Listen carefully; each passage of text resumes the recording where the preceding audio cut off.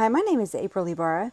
Today I will be presenting a webcast regarding anterior myocardial infarct and partial fulfillment of the requirements of N5308 nursing informatics.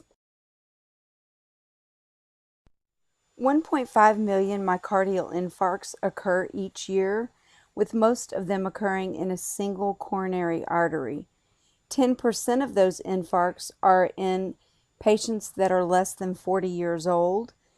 45% of those occur in patients that are less than 65 years old. Of the patients that have a myocardial infarct, 50% are expected to perish within the first 60 minutes of onset, 30% within the first year, and then 3 to 4% for each year thereafter. Muscle damage extends throughout, and death of cardiac muscle is directly related to the vessels involved.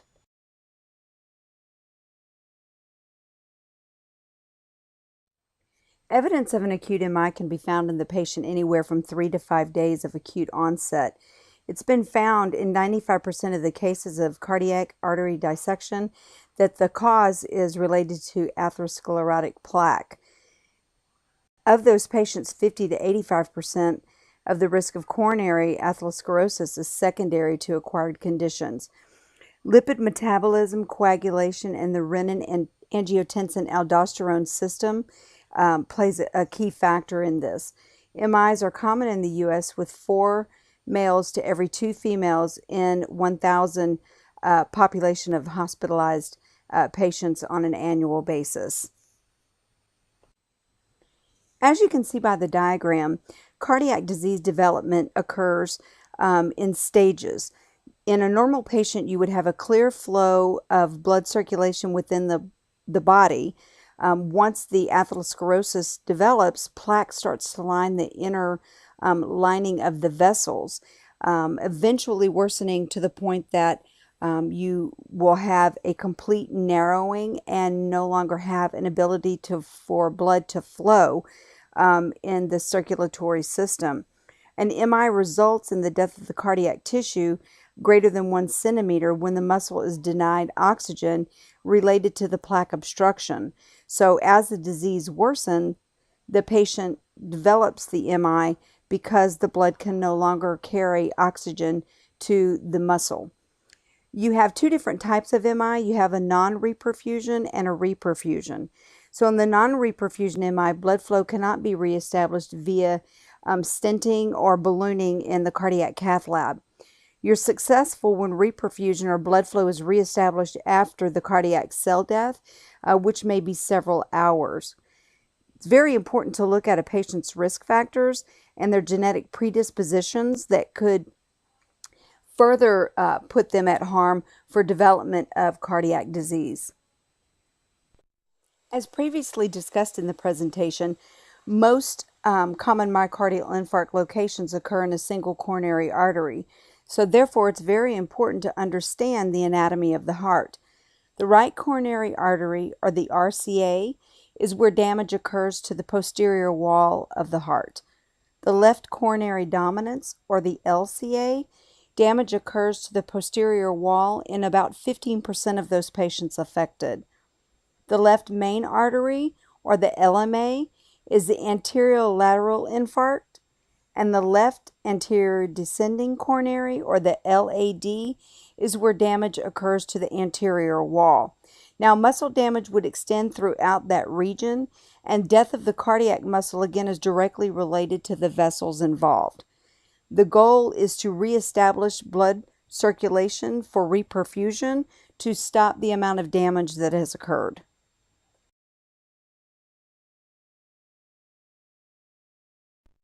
In the patient that presents with an MI, you would expect to see signs and symptoms of chest pain, complaints of nausea, vomiting, diaphoresis, and often they will complain of pain that radiates to the neck, back, jaw, or arms.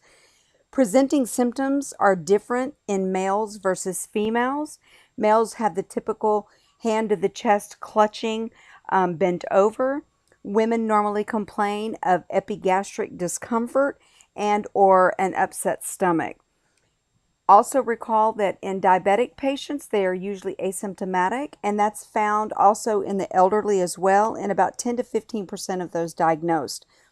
To confirm your diagnosis of an MI, you first would complete an EKG. You would either have a STEMI or a non-STEMI. So meaning you would have ST segment elevation in a STEMI or non-ST segment elevation in a non-STEMI. Cardiac catheterization is often performed for blockage confirmation. If you will refer to the diagram located here in the upper right of the slide, it gives you the basic description of how the stenting procedure and or ballooning procedure is performed. So they would actually do the PCI, the percutaneous balloon. They would go with the balloon deflated in the artery up past the level of blockage. They would then deflate the balloon and attempt to pull the blockage back and out of the vessel without any release of plaque, increasing risk of a stroke. If they're unable to remove the plaque with the balloon, then they can implant a stent in the same manner. Now, the stent is a mesh covered object that is deflated or flattened. It is fed up the artery past the area of blockage. Then the stent is inflated or opened, if you will.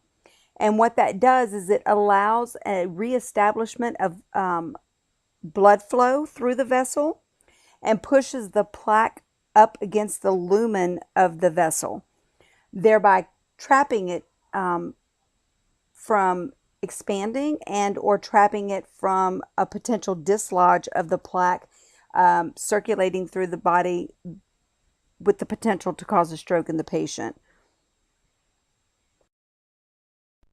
In addition to treating the patient with a trip to the cardiac cath lab for possible balloon or stenting for plaque control, patients are also put on oral medications. One of the most common are Plavix. Plavix actually reduces thrombotic events in patients with an MI. The action of the medication actually inhibits the binding of adenosine diphosphate to platelet receptors, impeding the ADP-mediated activation and subsequent platelet aggregation. It irreversibly modifies the platelet ADP receptor. Therefore, it doesn't allow the plaque to develop and stick, causing narrowing of the lumen of the vessel and the blockage. The peak of the medication is unknown. Duration usually is around 5 days. The onset is in about 2 hours. It's important to know that the half-life is 8 hours. In patients that have renal or hepatic impairment, you need to be a little concerned and be cautious in the way that you use the medication. It could actually increase bleeding from any trauma, surgery, or other pathologic conditions. In some patients, it may cause intracranial bleeding, hallucinations, hypotension, hemorrhage, bronchospasm, and has been found to cause Stevens-Johnson syndrome.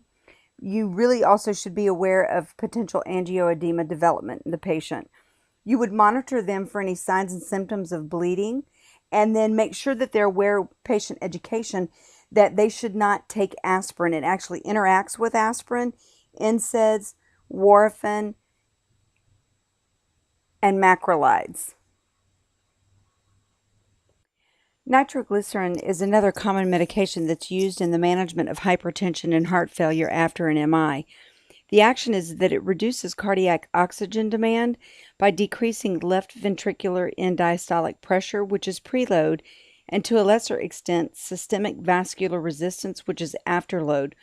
Nitroglycerin also increases blood flow through the collateral coronary vessels, which tend to develop in patients who have a history of plaque development. Peak onset of the medication after IV administration is immediate. The duration is 3 to 5 minutes with a half-life of 1 to 4 minutes.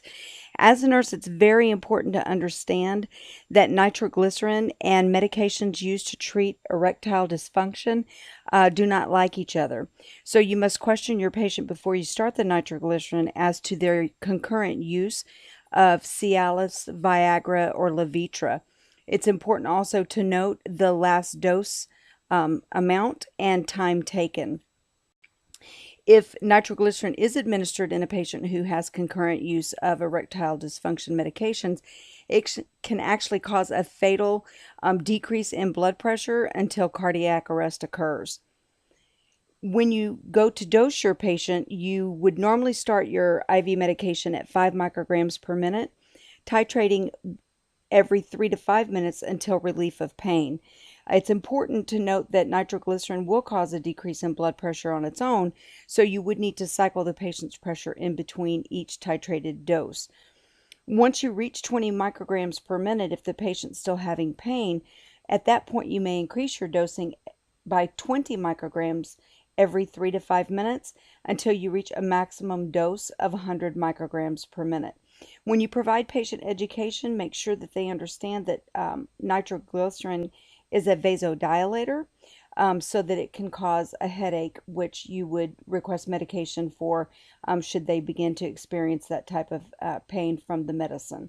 It also has a side effect of dizziness, nausea, vomiting, and or rash. You want to monitor the patient's vital signs very closely during the administration of the nitroglycerin medication. In conclusion, acute myocardial infarction is considered a medical emergency where early treatment can literally be a lifesaver. The cardiac motto of an emergency room nurse is time is muscle. So every effort is made to get the patient to the cath lab so reperfusion of the occluded vessel can occur as fast as possible to provide the patient the best outcome. A level 1 STEMI facility provides the patient with the best chance of survival.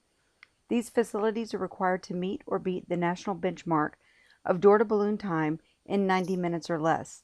Reestablishment of blood flow provides oxygen delivery to the cardiac muscle, stopping cell death and loss of cardiac muscle function. I hope you've enjoyed the webcast and have learned a little more about the presentation, diagnosis, and treatment options of an anterior myocardial infarct. Are there any questions?